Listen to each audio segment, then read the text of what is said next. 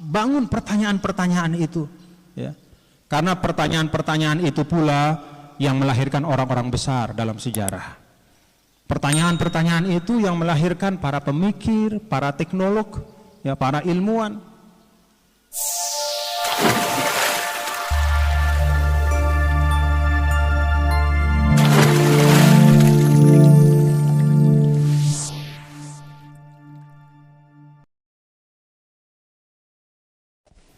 Bismillahirrahmanirrahim. Assalamualaikum warahmatullahi wabarakatuh. Sebelumnya terima kasih kepada Pak Win yang sudah memberikan kesempatan untuk saya bertanya. Sesuai dengan tema kita pada hari ini, yaitu meneropong Indonesia Emas 2045, menyiapkan generasi untuk kebangkitan negeri. Jadi Bapak, generasi milenial akan menjadi penentu gitu ya masa depan Indonesia Emas 2045, yang mana generasi milenial ini adalah mereka yang terlahir unik gitu ya, terlahir unik dan tumbuh di tengah perubahan situasi politik dan sosial ekonomi serta berkembangnya internet. Dan ditambah juga perkiraan bahwa pada tahun 2045 ini Indonesia mencapai tingkat penduduk yang tinggi, yaitu sekitar 208 juta jiwa, yang mana ini menjadi modal besar untuk pembangunan Indonesia. Lantas dengan berbagai modal sumber daya manusia dan infrastruktur yang kita miliki ini, bagaimana mengolah keunikan dan talenta generasi milenial yang bisa dikatakan susah-susah gampang? Dan apa pula tantangan terbesar kita pada persoalan ini agar peluang ini tidak menjadi petaka gitu, peluang emas ini tidak berubah menjadi petaka untuk Indonesia. Sekian dan terima kasih. Wabillahi taufiq. Sebelumnya mohon maaf saya lupa memperkenalkan diri. Nama saya Nisa Kusumawardani dari Program Studi Teknologi Industri Pertanian. Sekian dan terima kasih. Wassalamualaikum warahmatullahi wabarakatuh.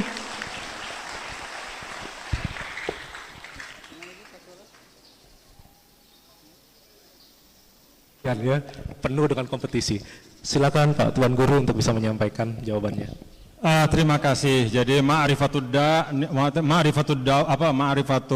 nisfud dawa. Jadi mengetahui masalah itu setengah dari obat, kata orang kan. Begini, kalau judulnya bagaimana supaya nikmat tidak jadi musibah, kan begitu ya? Bagaimana ini milenial kan suatu kenikmatan, dalam arti satu potensi, satu ruang kreasi, satu kesempatan mengaktualisasi dalam dunia yang sangat terbuka. Tapi bagaimana nikmat ini tidak berubah menjadi petaka, musibah. Begini, ya. Ini sederhana saja.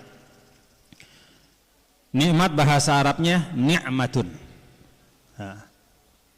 Nun, habis nun apa? Ain. Nun, ain, mim, tak marbutah. Musibah atau bala bahasa Arabnya niqmatun. Nun, qaf. Nah. Ain, tak marbutah. 4 huruf untuk masing-masing kata. Hanya ada satu hurufnya yang beda. Kalau nikmat itu huruf keduanya pakai ain.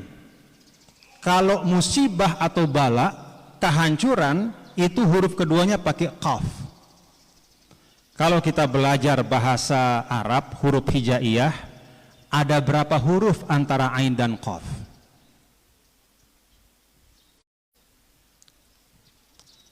Yo, ini ngaji nggak nih? Hah? Yo, alif ba ta sa, ulang ibtidaiyah, alif ba ta sa jim ha kha dal zal ra ze shin shin sad dad ta za ain ghain fa qaf. Ada berapa? Ada 2. Antara ain dan qaf. Nih Pak Rektor ini harus tempo-tempo dites huruf hijaiyahnya nih. Nah, jadi proses suatu nikmat jadi musibah itu ada 2 huruf. Ya, ini ilustrasi saja ya. Tapi ini banyak dijelaskan oleh ulama gitu. Jadi dari nikmat ke musibah itu ada ghain dan fa. Ghain itu ya, mewakili al-ghurur. Gurur itu artinya tipu daya. Tipu daya itu macam-macam, ya. Tertipu oleh fenomena tertentu yang sebenarnya nggak ada substansinya, itu termasuk gurur. Bahkan tertipu dalam status, wah saya milenial nih, wah milenial itu hebat, wah milenial, itu juga gurur. Merasa bahwa kita hebat, padahal nggak hebat. Merasa kita pintar, padahal nggak pintar. Masih banyak ilmu yang kita nggak ngerti. Ya. Atau kita melihat satu fenomena, kemudian kita tertarik, padahal di baliknya itu ada sesuatu yang destruktif. Itu juga gurur. Dan kosakata gurur ini sering dipakai oleh Al-Quran. Baik itu menyangkut fenomena keimanan, fenomena kehidupan, fenomena sosial.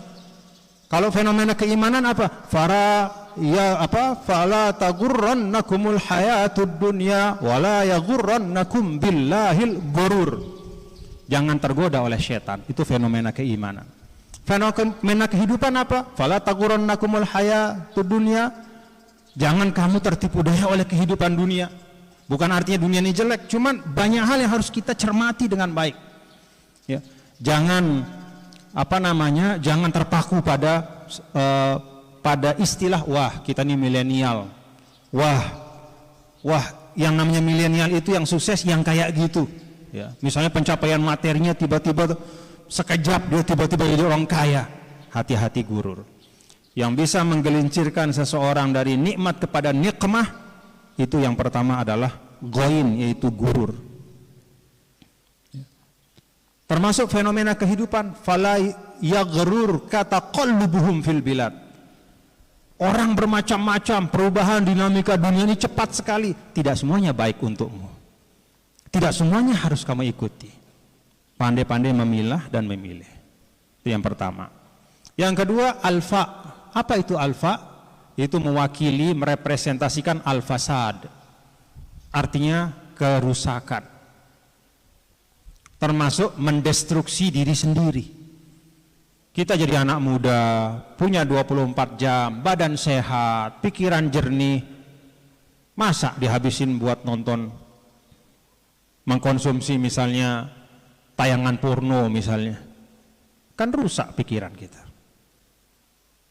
Kita punya badan yang sehat, punya dibesarkan dalam lingkungan yang baik oleh orang tua kita. Masa ketika kita justru menjadi generasi milenial, kita menciptakan pertemanan yang destruktif? Itu fasad.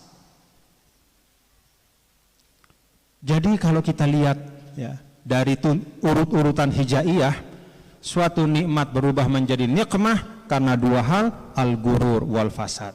Tertipu, tipu daya, berhalusinasi, ya, fata morgana, ya, mengejar sesuatu yang sebenarnya nggak perlu dikejar, mengagumi sesuatu yang nggak perlu dikagumi sebenarnya. Justru sebaliknya meninggalkan hal-hal yang esensial, yang di situ ada pembelajaran yang banyak, tetapi karena mungkin kurang cocok ya dengan situasi sekarang lalu ditinggalkan. Tidak semua yang baru datang itu baik, dan tidak semua yang kita warisi dari orang tua kita dan generasi sebelumnya itu tidak baik. Dan ini berlaku dalam banyak hal. Maka bagi kaum milenial, teman-teman Ananda semua, jadilah orang yang punya literasi yang komprehensif. Ya, tidak hanya literasi dalam konteks bisa membaca ilmu dan teknologi pada disiplin ilmunya masing-masing, tapi literasi kehidupan, melihat, ya, mencerna perkembangan. Ya, saya adalah seorang anak muda, Allah lahirkan saya di era ini untuk apa sih sebenarnya gitu. Saya dihadirkan di lingkungan ini membawa risalah apa? Ya bangun, ya bukan ngelamun tapi kontemplasi. Apa beda ngelamun sama kontemplasi? Apa beda ngelamun sama kontemplasi? Kalau kontemplasi itu ada sesuatu yang lebih yang ingin dicapai, ya, mendewasakan diri kita. Kalau ngelamun mah menghayal. Nah, yang pertama itu gurur tadi. Jadi jangan cepat terpesona, jangan terprovokasi, ya, termasuk oleh banyak hal yang terjadi di sekitar kita yang tidak semuanya baik. Ya. Tidak semua figur yang muncul di layar TV itu, yang ada di YouTube itu harus menjadi panutan dan role model kita. Apalagi yang munculnya tiba-tiba tanpa proses. Itu biasanya di baliknya ada segudang masalah, ada beragam hal-hal yang tidak baik. Kemudian yang kedua al-fasad, ya. Anak-anak muda, generasi milenial, jangan mendestruksi diri kita. Bagian dari mendestruksi diri adalah termasuk diantaranya tidak memanfaatkan potensi yang kita miliki. Dan untuk anak-anak ITS, saya minta untuk banyak syukur. Karena ITS ini memberi ruang bagi kalian ananda semua untuk bisa memaksimalkan potensi kalian dengan sebaik-baiknya. Intelektual, emosional, dan termasuk spiritual. Alhamdulillah.